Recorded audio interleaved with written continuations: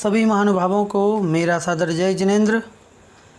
आज हम पढ़ने वाले हैं 17वें नंबर के श्लोक को और आज का हमारा टॉपिक है वात्सल्य अंग। बहुत ही महत्वपूर्ण यह विषय है और आज हम इसको पढ़ने जा रहे हैं। कल हमने पढ़ा था स्थितीकरण, है ना, उसके पहले उपगूहन। तो ये भी बहुत महत्वपूर्ण विषय रहे हैं क्योंकि इन सब को हम अपने जीवन में देखते और समझते हैं। तो जो सम्यक दृष्टि जीव हैं वो जो धर्म के मार्ग पर चल रहे हैं उनके दोषों को छिपाने का प्रयास करते हैं जिससे कि धर्म की निंदा ना हो, और दूसरा स्वयं भी धर्म की निंदा नहीं करते हैं। और स्थितीकरण में जो यदि विचलित हो गए हैं तो उन्हें एन कैन प्रकार किसी भी तरीके से वापस वो अपने रास्ते पर लाने का प्रयास करते हैं। तो ये धर्म के मार्ग पर चलने वाले अपने साधर्मी भाइयों के प्रति एक अच्छी भावना होना ये बहुत ही महत्वपूर्ण अंग है। और आज हम जिसको पढ़ने जा रहे हैं ये वात्सल्य अंग, ये भी एक बहुत ही महत्वपूर्ण अंग है। महत्वपूर्ण इसलिए भी है क्योंकि मुझे ऐसा लगता है कि यदि वात्सल्य अंग यदि कम रह गया तो बाकी सारे अंगों का पलना भी मुश्किल हो जाएगा। क्योंकि यदि ये अंग नहीं रहा तो उपगूहन और स्थितीकरण होना भी मुश्किल हो जाएगा। क्या है वात्सल्य अंग? तो चलिए आज समझते हैं, तो आपको बात समझ में आएगी कि ये ज़रूरी क्यों है। तो चलिए शुरू करते हैं, इसके बाद में हम समझाएंगे। कुछ भी शुद्ध उच्चारण करेंगे, ध्यान से देखिए। स्वायुत्थान, ये आधा ना है इधर पे, यहाँ तक पढ़ेंगे। स्वायुत्थान प्रति, स्वायुत्थान प्रति सद्भाव, स्वायुत्थान प्रति सद्भाव, सनाथापेत कैतवा, सनाथापेत कैतवा, प्रतिपत्ति यथा योग्यम, प्रतिपत्ति यथा योग्यम। आप लोग भी पढ़ते जाइएगा पीछे से। वात्सल्यमभिलप्यते, वात्सल्यमभिलप्यते। ठीक है, पूरा पढ़ते हैं। स्वायुत्थान प्रति सद्भाव, सनाथापेत कैतवा, प्रतिपत्ति यथा योग्यम, वात्सल्यमभिलप्यते। ठीक है, चलिए क्या कह रहे हैं इसमें। स्वायुत्थान, यूथ कहते हैं समूह को। ठीक, यूथ मतलब युवा नहीं, ये इंग्लिश वाला नहीं है, ये संस्कृत का ही है। यूथ मतलब समूह, और स्वयूथ मतलब अपना समूह।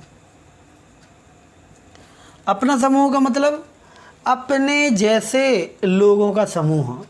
जिस तरीके से हम हैं, जिस विचारधारा के या फिर जिस प्रवृत्ति के हम हैं, वैसे ही लोगों का समूह वह स्वयूथ कहलाएगा। स्वयूथ, उनके प्रति स्वायुत्थान मतलब अपने जैसे लोगों के समूह के प्रति, उस ग्रुप के प्रति जो हमारे जैसे विचार रखते हैं, सोचते समझते हैं।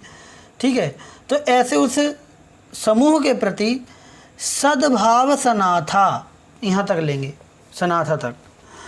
सद्भावना, सनाथा मतलब सहित, सद्भावना सहित होकर। क्या? सद्भावना, अच्छी भावना। ठीक है, मंगलमय भावना के साथ, सद्भावना के साथ।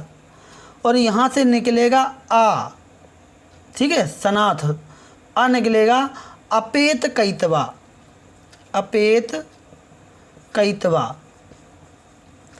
अपेत कैतव, कैतव बोलते हैं माया को, मायाचारी को, ठीक। और अपेत का मतलब हो जाएगा रहित, अर्थात माया रहित, कपट रहित, छल रहित।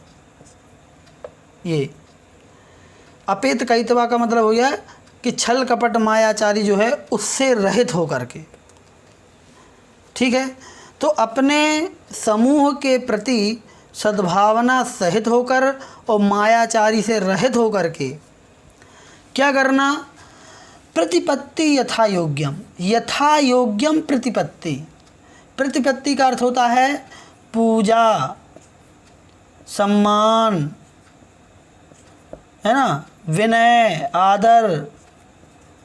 ये जो शब्द है ना, ये एक ही अर्थ के वाचक हैं। पूजा, पूजा करने का मतलब अष्टद्रव्य वाली पूजा से नहीं है यहाँ पर है सम्मान आदर करना, वो पूजा। यथा योग्यम, यथा योग्य मतलब जो जिसके योग्य है उसके अनुरूप। अब हम यदि अपनी बात करें, अब ये बात काय की चल रही है, ये बात चल रही है सम्यक दर्शन की, ठीक है। अब मान लीजिए सम्यक दृष्टि जीव है, तो सभी सम्यक दृष्टि जो लोग होंगे ना वो उसके समूह कहलाएंगे, ठीक है। स्वायुत्थ मतलब अपने जैसे लोग।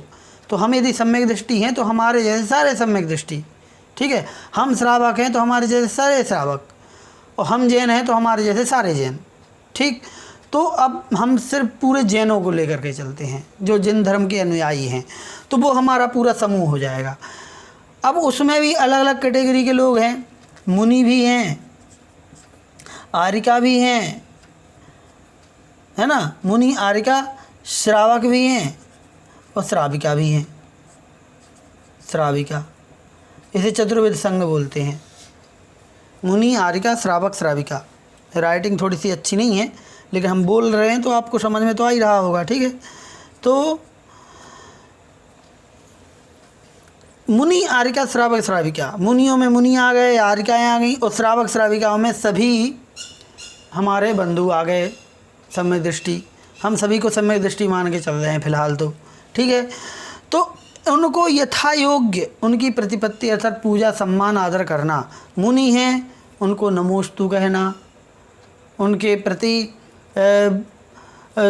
जो मुनि के लिए हम जो आचरण करते हैं, जो विनय करते हैं, उस प्रकार की विनय प्रकट करना, ठीक है।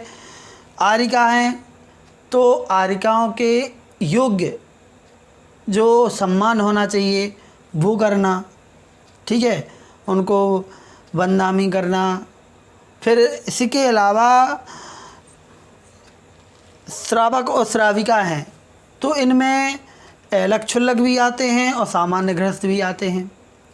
तो उन जो परंपरा चल रही है, ऐलक क्षुल्लक को इच्छामी कहते हैं तो इच्छामी कहना, और बाकी सभी श्रावकों के लिए जय जिनेंद्र करते हैं तो जय जिनेंद्र करना। तो ये तो हो गया लौकिक उपचार वाला।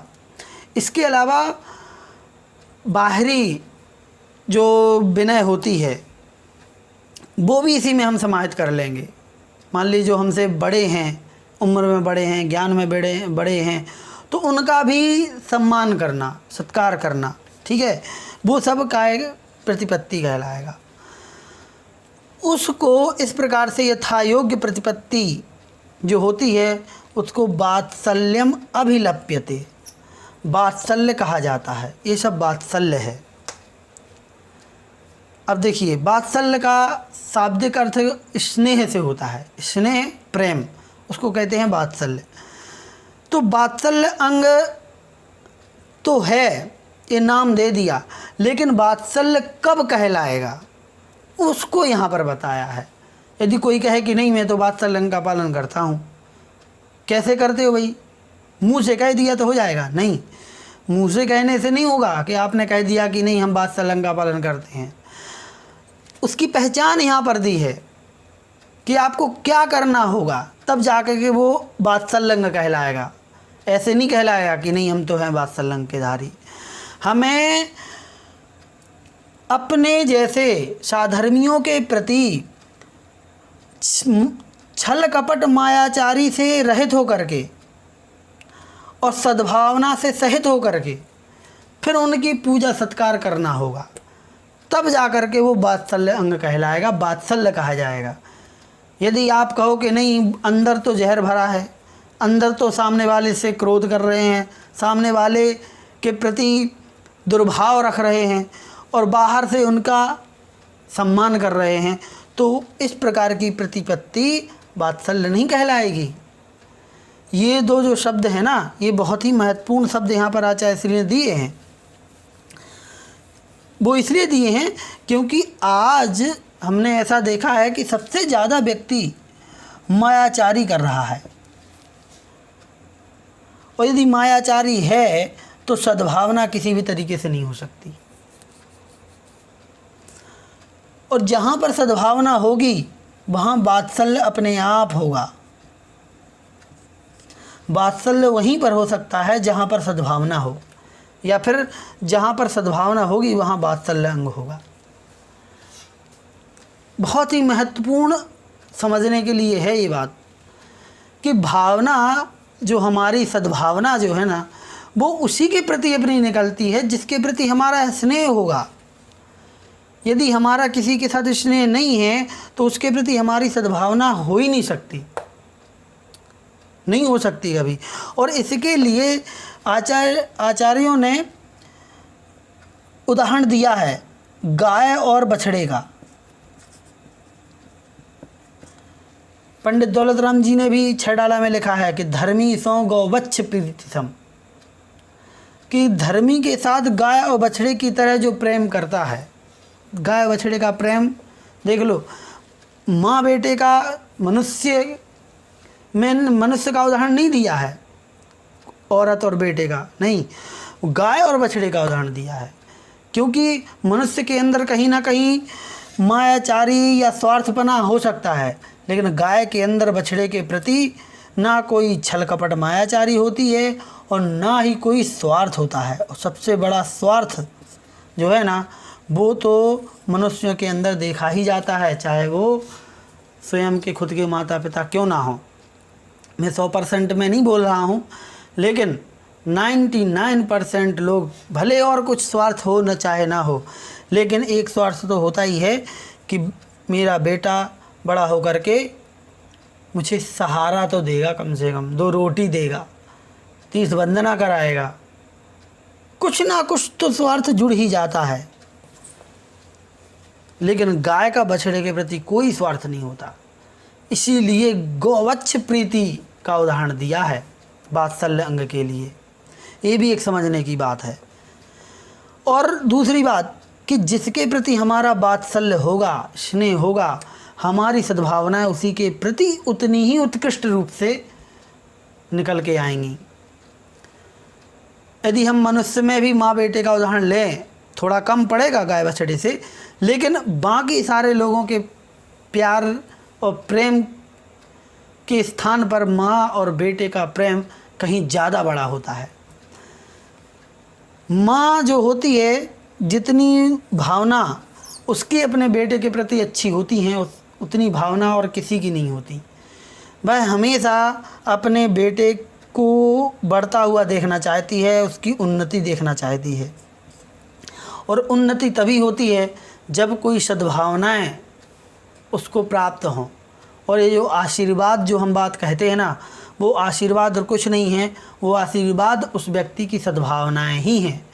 और वह सद्भावनाएं ही उस व्यक्ति को एनर्जी देती हैं, जिससे वो उस काम में सक्सेसफुल हो जाता है, उस कार्य को पूरा कर लेता है।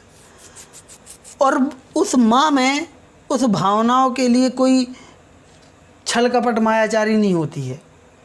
बाकी सारे लोग तो शायद आशीर्वाद के साथ ऊपर ऊपर से दें, आशीर्वाद जो देते हैं वो ऊपर ऊपर से भी दे सकते हैं, अंदर से उनकी भावना ना भी हो अच्छी, लेकिन माँ की जो भावनाएं होती हैं वे 100% अच्छी ही होती हैं, उन्नति के लिए होती हैं। इसलिए वात्सल्य जो शब्द दिया ना, ये इसलिए बहुत ही महत्वपूर्ण हो जाता है क्योंकि यदि वात्सल्य किसी के अंदर है तो वह वास्तविकता में सामने वाले का हित ही सोचेगा, अहित नहीं सोच सकता स्नेह करने वाला, है ना। और छल कपट मायाचारी नहीं कर सकता। तो यदि वात्सल्य गुण आ गया यदि हमारे अंदर, तो समझना कि हम सम्यक दृष्टि वाकई में हैं। और ये सब समझने के बाद, सुनने के बाद हम अपने आप को देखें और झांकें कि क्या हम ये सब करते हैं। यदि नहीं करते तो फिर करने का प्रयास करें और अपने आप को सम्यक दृष्टि का जो गुण है, सम्यक दर्शन जो गुण है, उसको परिपक्व करें। अन्यथा इस अंग के कारण से, ये अंग ना होने के कारण से वह हमारा सम्यक दर्शन अधूरा रह जाएगा। ठीक है। तो कुल मिलाकर के इन दोनों लाइनों में यही कहा है कि अपने समूह के प्रति सद्भाव सहित और अपेत कईतवा अर्थात छल कपट मायाचारी से रहित होकर के यथा योग्य आदर सम्मान करना, पूजा करना वात्सल्य अंग कहलाता है। ठीक है। तो यही है, हंस करके बात करना, हाथ जोड़ करके विनय करना, सिर झुकाना, नमस्कार करना, दंडवत प्रणाम करना, ये सब प्रतिपत्ति के ही अंग कहलाएंगे। और जो केवली भगवान होते हैं या फिर पंच परमेष्ठी भगवान होते हैं, उनकी अष्टद्रव्य से पूजा करते हैं, वो सब इसी में आ जाएगा। ठीक है। तो चलिए, आशा करते हैं आपको ये बात समझ में आई होगी, है ना। तो श्लोक तो समझ में आया ही होगा, लेकिन वात्सल्य अंग का जो अर्थ है अपने जीवन में, उसको भी धारण करने का हम प्रयास करेंगे। क्योंकि वात्सल्य अंग आ जाएगा तो वास्तविकता में हम किसी के प्रति छल कपट मायाचारी करना छोड़ देंगे, क्योंकि यही आजकल सबसे बड़ी समस्या है। बाकी हर काम बहुत अच्छा हो रहा है, लेकिन हर व्यक्ति के अंदर कहीं ना कहीं मायाचारी छिपी हुई है, ये हटाना बहुत ज़रूरी है। तो चलिए, आज के लिए इतना ही। जय जिनेंद्र।